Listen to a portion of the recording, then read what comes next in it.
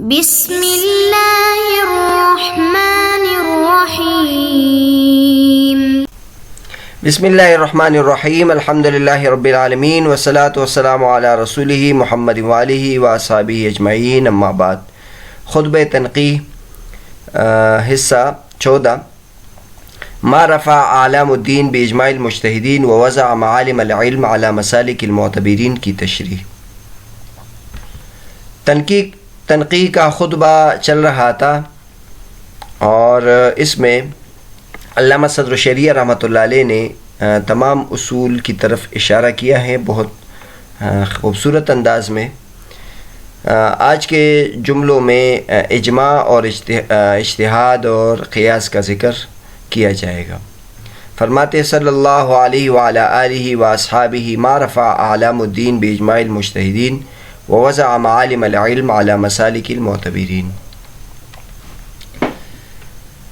أراد بمعالم العلم العلل التي يعلم القائس بها الحكم في المقيس، وأراد بالمعتبرين بكسر الباء القائسين، ومسالكهم هي مواقع سلوكهم بأقدام الفكر من موارد النصوص إلى الأحكام الثابتة في الفروع، فمبدأ سلوكهم هو لفظ النص فيعبرون منه إلى معانيه اللغوية الظاهرة، ثم منها إلى معانيه الشرعية الباطنة فيجدون فيها علامات وأمارات وضعها الشارع ليهتدوا بها إلى مقاصدهم. ولما قال بنى على 4 أركان قصر الأحكام وذكر الأركان 4 وهي الكتاب والسنة والإجماع والقياس على الوجه الذي بنى الشارع قصر الأحكام عليها۔ درود ہو اللہ تبارک و تعالیٰ کی نبی کریم صلی اللہ علیہ وسلم پر اور ان کی آل پر اور ان کے اصحاب پر۔ جب تک کہ دین کے جھنڈے بلند ہوں گے مجتہدین کے اجماع کے ساتھ، اور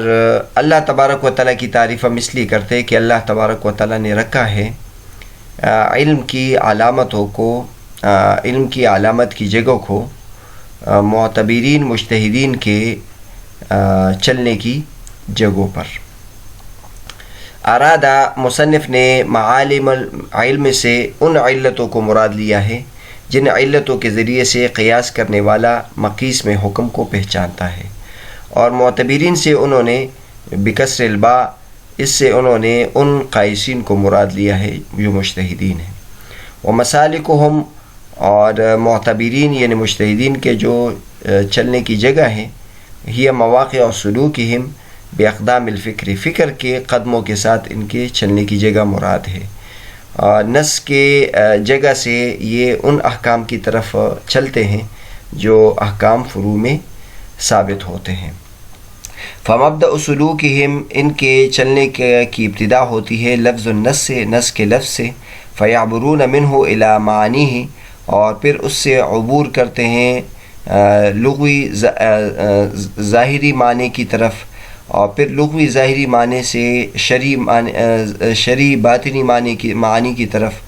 اور ان معانی میں وہ ایسے علامات اور علامتوں کو اور نشانات کو دیکھتے ہیں جو شارع نے اس میں رکھے ہوتے ہیں تاکہ اس کے ذریعے سے یہ اپنے مقاصد کی طرف پہنچ جائے۔ ولما قال، اور جب مصنف نے کہا بنا علی 4 ارکان قصر الاحکام، پھر انہوں نے ارکان 4 کا ذکر بھی کیا، اور وہ کتاب، سنت، اجماع اور قیاس ہے، اس طریقے کی بنیاد پر ذکر کیا جس طریقے کی بنیاد پر شارع نے احکام کی اس پر بنیاد ڈالی ہے۔ تو بہرحال خطبے میں، آج کے خطبے میں 2 اہم جملے ہیں، ایک ہے ما رفع اعلام الدین باجماع المجتہدین،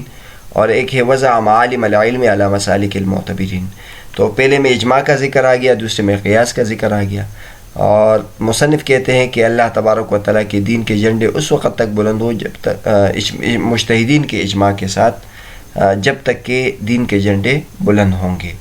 تو اس سے معلوم ہوا کہ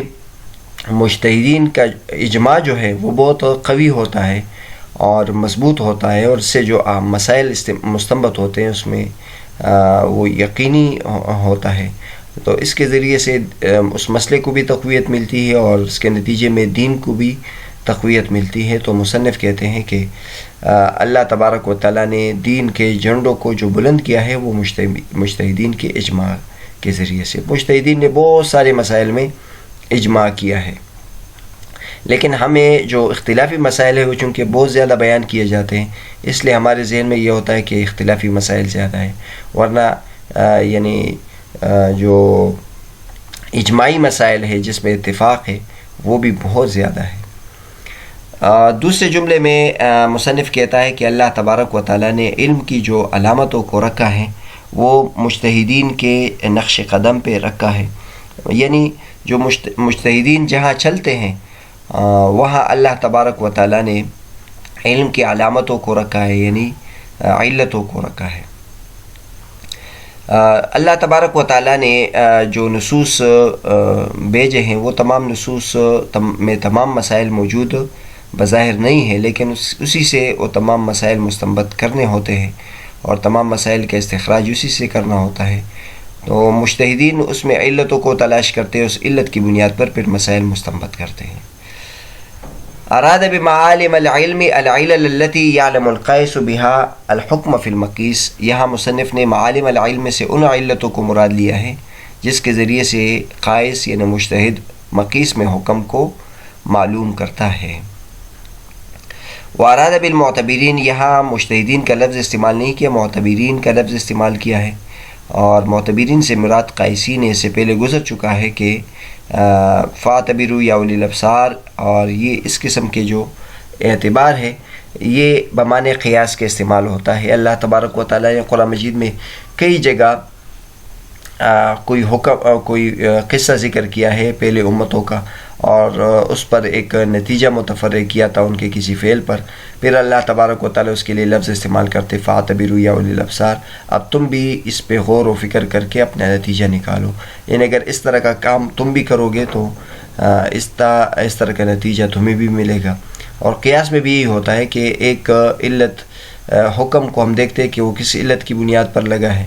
اور اسی علت کے ذریعے سے دوسری جگہ میں بھی ہم حکم ثابت کرتے ہیں۔ تو بہرحال قیاس کے جو دلائل ہم اگر ذکر کریں گے تو اس کے لیے قرآن مجید کے وہ الفاظ جس میں اعتبار کا لفظ ہے اس کو ہم ذکر کریں گے۔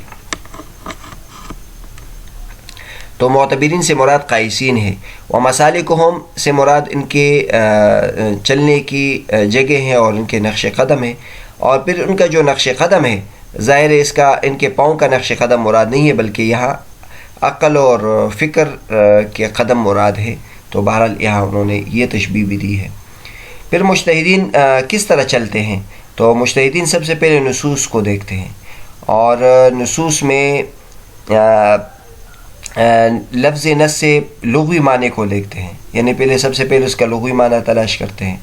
لغوی معنی سے پھر شرعی معنی کی طرف جاتے ہیں، پھر جب ہم شرعی معنی کی طرف جاتے ہیں تو اس دوران ان کو کچھ علامتیں اور کچھ آثار اور نشانات ان کو مل جاتی ہے، علل مل جاتی ہے جس کے ذریعے سے شارع نے حکم لگایا ہے، اور پھر اس کے ذریعے سے یہ مجتہدین اپنے مقاصد کی طرف پہنچتے ہیں۔ یہاں تک مصنف نے علامہ صدر الشریعہ رحمۃ اللہ علیہ نے چاروں ادلہ کا ذکر کیا، قرآن، حدیث، اجماع اور قیاس۔ تو صدر الشریعہ رحمۃ اللہ فرماتے ہیں کہ جب مصنف نے کہا تھا، یعنی خود اپنے بارے میں کہتے ہیں، جب مصنف نے کہا تھا بنا علی اربعۃ ارکان قصر الاحکام، تو پھر ارکان اربعہ کا ذکر بھی کیا، اور وہ کتاب، سنت اور اجماع اور قیاس ہے، اور اس طریقے پر اس کو ذکر کیا جس طریقے پر شریعت نے احکام کی اس پر بنیاد رکھی ہے، اور شریعت نے احکام کی بنیاد اس طریقے پر رکھی ہے کہ سب سے پہلے کتاب اللہ، پھر سنت، پھر اجماع اور پھر قیاس ہے۔ آگے اس مقام کی تشریح چونکہ علامہ صدر الشریعہ رحمۃ اللہ نے خود کی ہے، اس لیے علامہ تفتازانی رحمۃ اللہ نے اس مقام کی زیادہ تشریح نہیں کی ہے۔ تو علامہ تفتازانی رحمۃ اللہ فرماتے ہیں قولہ ما رفع ای ما دام رایات مراسم الدین مرفوعۃ عاریۃ باجماع المجتہدین الباذلین وسعهم فی اعلاء کلمۃ اللہ واحیاء مراسم الدین فإن الحکم المجمع علیہ مرفوع لا یزع ومنصوب لا یخفض۔ ما رفع بمانے، یہاں تفتازانی رحمۃ اللہ فرماتے ما بمانے ما دامہ ہے، جب تک معنی ہے، ما دامہ معنی جب تک، اور پھر دو دیگر مفردات ہیں، مشکل الفاظ اس کے معنی میں بیان کر دیے۔ اعلام کا معنی بیان کیا رایات، اور اعلام کا معنی مراسم، کیا ہے، اور رفع کا معنی مرفوعۃ عالیۃ باجماع المجتہدین، یعنی جب تک کہ دین کے جو رسوم ہے اور دین کے جو علامات ہیں اس کے جھنڈے بلند ہوں گے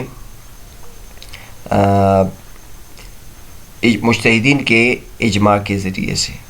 اور مجتہدین کیا کرتے ہیں، وہ اپنے وسعت کو، اپنی طاقتوں کو اعلاء کلمت اللہ کے لیے لگاتے ہیں اور دین کے مراسم کو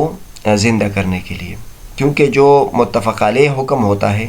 وہ بلند ہوتا ہے، وہ نیچے نہیں گرتا، اور وہ ایسا منصوب ہوتا ہے، اٹھا ہوا ہوتا ہے کہ وہ نیچے مجرور نہیں ہوتا، یعنی نیچے نہیں آتا. یہ جملہ بھی علامہ تفتازانی رحمۃ اللہ کا بہت عمدہ ہے. جو اعراب کی قسمیں ہیں، مرفوع، منصوب اور مجرور یا مخفوض، ان سب کا یہاں ذکر کر دیا اور اس سے فائدہ اٹھایا کہ جو مجمع علیہ حکم ہوتا ہے وہ بہت بلند ہوتا ہے اور وہ نیچے نہیں ہوتا، اور وہ بہت اٹھا ہوا ہوتا ہے، اوپر لگا ہوا ہوتا ہے اور نیچے نہیں گرتا. اس مقام پر علامہ تفتازانی رحمۃ اللہ علیہ نے تو مزید تشریح نہیں کی، البتہ پچھلے سبق میں اس جملے سے متعلق کچھ تشریح انہوں نے کی تھی، وہ دوبارہ ذکر کرتے ہیں. علامہ تفتازانی رحمۃ اللہ نے فرمایا تذکر الثلاثة الأول صریحا والقیاس بقوله ووضع معالم العلم على مسالک المعتبرین، کہ مصنف نے پہلے تین یعنی کتاب اللہ، سنت اور اجماع کو تو صراحتاً ذکر کیا، لیکن قیاس کو ان الفاظ کے ساتھ ذکر کیا، وضع معالم العلم على مسالک المعتبرین، اور اس میں معتبرین سے مراد قائسین ہیں، جو نصوص میں غور و فکر کرتے ہیں اور احکام کی علتوں میں غور و فکر کرتے ہیں. اور یہ معتبرین اس اللہ تبارک و تعالیٰ کے اس قول سے ماخوذ فاعتبروا یا اولی الابصار، اے عقل والو تم اس پر قیاس کرو، اس سے نتیجہ نکالو، اور اس میں اس کو غور و فکر، اس میں غور و فکر کرو. تقول تو کہے گا اعتبرت الشیء اذا نظرت الیہ ورأیت حالہ، یہ اعتبار کا لفظ اس وقت استعمال ہوتا ہے جب تم کسی چیز میں بہت زیادہ غور کرو اور اس کی حالت کی رعایت کرو. معالم کا لفظ استعمال ہوا تھا، معلم اس اثر کو کہتے ہیں جس کے ذریعے سے راستے کی رہنمائی ملتی ہے، اور یہاں تعبیر اس سے تعبیر علت الحکم سے ہے جس کے ذریعے سے مقیس میں حکم کے ثبوت پر استدلال کیا جاتا ہے.